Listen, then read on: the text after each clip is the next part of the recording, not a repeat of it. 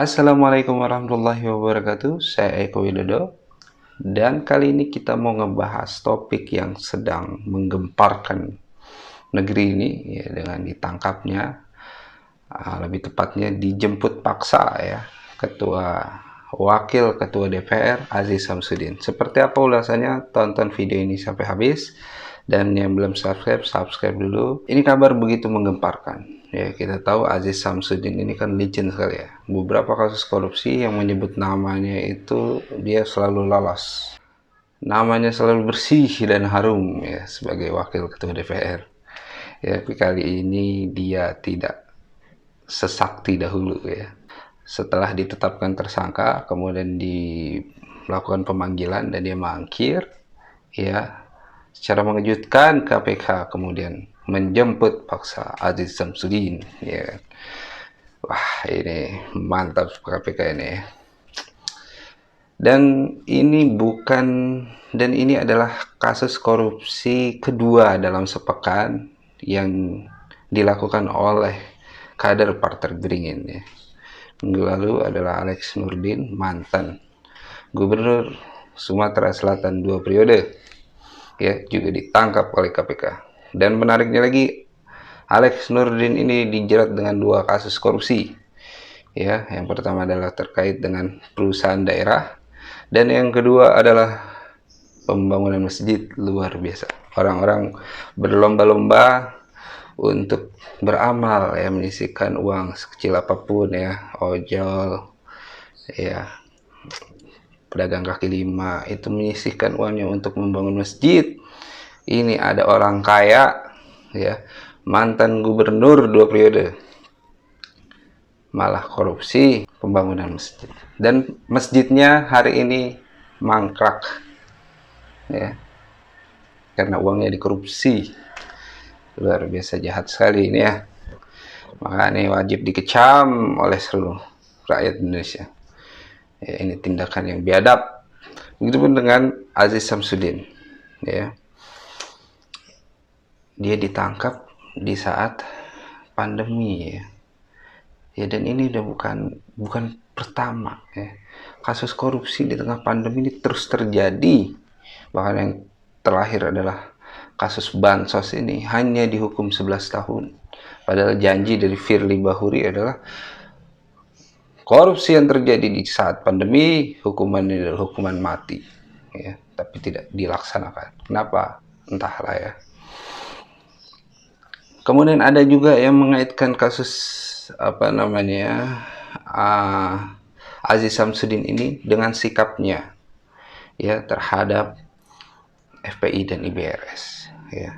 Dianggap bahwa ini adalah kepanjangan dari Mubahalah Habib Rizik ya, dimana Aziz Samsudin ini ya adalah orang yang mendukung pembubaran FPI.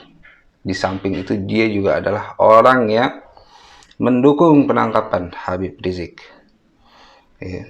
Ini juga aneh sekali ya. Wakil DPR, wakil rakyat, mestinya dia ada di pihak rakyat. Ini yang dibubarkan adalah ormas. Ini yang dizalimi adalah rakyat, bukan rakyat biasa. Dia ada seorang ulama, mestinya mereka ya mendukung Habib Rizik. Ini malah mendukung pemerintah yang otoriter. Ya, maka sekarang dia kena batunya ya. Dia ditangkap oleh KPK. Allah bongkar seluruh aibnya. Padahal harta Aziz Samsudin ini begitu besar, 100 miliar. Ya itu nggak bakal habis dimakan 7 turunan, tapi masih korupsi aja. Ya untuk apa itu? Serakah sekali orang ini. Maka sudah pantas kemudian kalau dia nanti dihukum dengan hukuman yang paling seberat-beratnya. Oke, ada satu lagi hal yang menarik di sini. Yang ini sebenarnya di luar kasus korupsinya si Aziz Samsudin. Yaitu pada saat dirinya mengaku bahwa sedang isoman, jadi tidak bisa memenuhi panggilan KPK. Jadi dia mengaku positif COVID-19. Ya, Pak KPK nggak percaya begitu aja dong ya, karena tidak ada laporan dia sedang terinfeksi COVID-19. Ya, tidak ada laporan ya PCR beliau positif. Makanya langsung disambangi itu rumahnya. Makanya langsung disambangi itu rumahnya, digerebek, kemudian langsung dilakukan swab antigen dan ternyata dia negatif. Dengan kata lain, Aziz Samsudin ini telah berbohong. Ya, ini kasusnya mirip dengan kasus Habib Rizik. Ya, di mana Habib Rizik karena kasus kebohongan ya yang terkait dengan COVID-19 ini beliau dihukum 4 tahun penjara. 4 tahun penjara. Bahkan bandingnya ditolak. Nah, apakah ya, Aziz Samsudin ini akan terkena pasal yang sama dengan pasal Habib Rizik? Ini pertanyaan besarnya. Apakah keadilan akan tegak di sini? Karena kalau ditimbang-timbang, ya, hukuman kasus korupsi itu hukumannya lebih rendah daripada berbohong. Ya. Habib Rizik hukumannya 4 tahun. Ya. Joko Chandra berapa? 4 tahun di Korting. Napoleon berapa? 4 tahun. Pinangki berapa? Sama, 4 tahun juga setelah dipotong. Jadi korupsi hukumannya lebih rendah daripada berbohong. Maka coba kita lihat apakah kemudian Aziz Samsudin dijerat dengan pasal yang sama yang digunakan kepada Habib Rizik. Karena ini kasusnya mirip sekali. Iya. Habib Rizik mengatakan saya baik-baik saja, padahal kemudian hasil PCR-nya positif. Aziz Samsudin sebaliknya, saya sedang isoman, padahal dia tidak positif COVID-19. Dan pada kasus Aziz Samsudin ini nampak sekali unsur kesengajaannya.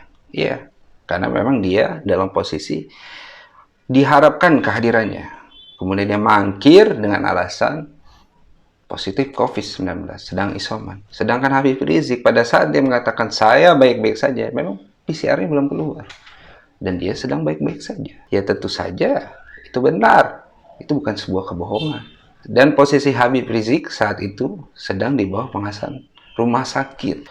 Makanya kemudian Direktur Rumah Sakit Umi terseret-seret di kasusnya Habib Rizik. Karena beliau memang di bawah pengawasan rumah sakit. Ya. Jadi kalau dia berbohong, ya nggak benar dong. Ya. Karena dokternya membenarkan apa yang dikatakan Habib Rizik. Ya, menjadi faktor penentu untuk mangkir dari kewajibannya ya memenuhi panggilan KPK. Maka di titik ini kita ingin melihat apakah keadilan akan tegak. Apakah Aziz Samsudin akan dikenakan pasal yang sama dengan pasal yang menimpa Habib Rizik, ataukah memang ya pasal kebohongan yang menyebabkan keonaran hanya dilakukan untuk Habib Rizik seorang. Demikian, Assalamualaikum warahmatullahi wabarakatuh.